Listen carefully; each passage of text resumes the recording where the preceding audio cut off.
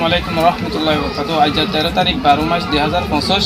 আর রোহিঙ্গা জবান কমিটির তরফতু এই কায়দা বুকা দিয়ে গিয়ে আর রোহিঙ্গা কমর পয়েন্টে সুন্দর করে লেখি করে জানিবলা বলি আর রোহিঙ্গা জবান কমিটির তরফতু এই কায়দা বুকুন দিয়ে গিয়ে